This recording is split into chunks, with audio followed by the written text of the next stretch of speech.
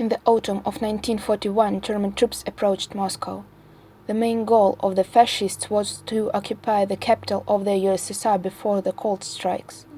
It was not possible to stabilize defense on far approaches to Moscow, and at the end of October, fights took place already 80-100 km range from the capital. The State Defense Committee has decided to impose a state of siege in Moscow and surrounding areas.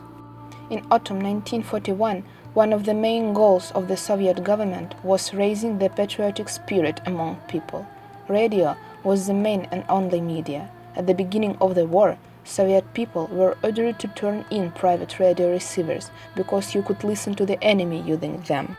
Many people used special radio dish, which was turned for only one signal.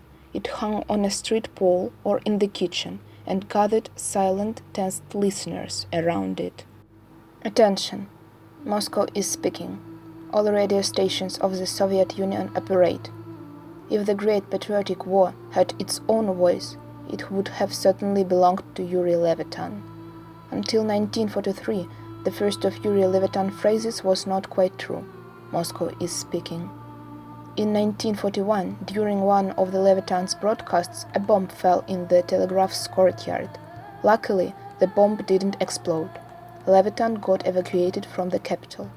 The reports of the Information Bureau were transmitted by phone. Levitan read them out live. There were no recordings. After the war, Levitan read some messages which were recorded on tape for history purposes. It was not possible to live in that time without listening to a radio. A radio notified, signalized and guided us, connected families together. The voice which said Moscow is speaking attracted attention. It reassured people and gave them hope.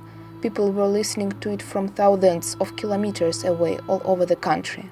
The voice said, Moscow is speaking. Everyone was listening to it.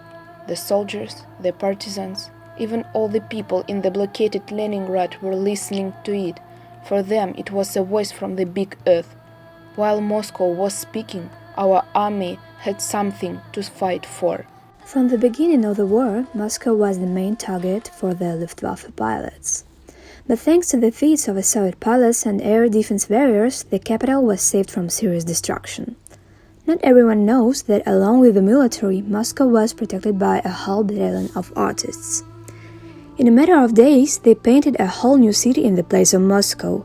The Kremlin towers turned into thick clouds. How to create such an optical illusion knew only the vanguard painter Yakov Chernyakov. The painter preciously counted seconds which the bomb operator on the plane needed to lock down on a target. By the end of July, the Kremlin was not even possible to see from the ground nor from the air. First of all, the painters extinguished all the stars and covered them, then the towers were repainted in different colors. Green roofs were repainted into brown color so that they didn't stood out from ordinary Moscow. Roofs and yellow facades were turned black and it seemed like it was not one building but many. All the pathways in the Kremlin were filled with sand. Golden domes, bell towers and churches were hidden under a layer of paint and tarpaulin. Rare photos of that time prove the efficiency of such a disguise. Since August 1943, Moscow has saluted the victories of Soviet weapons 353 times. In May 9, 1945, the last 344th salute took place.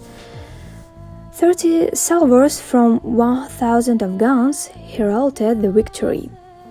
Moscow lost many of its citizens. More than 300,000 people were killed. 146 of them became heroes of the Soviet Union.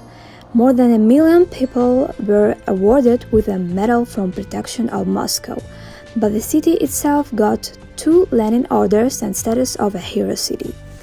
Many said that Moscow greatly helped the victory. It was encouraging that Moscow was alive, fighting and winning. Imagine, it was such a patriotic lift. We were walking in such a line step as we were knocking the fascists into the ground.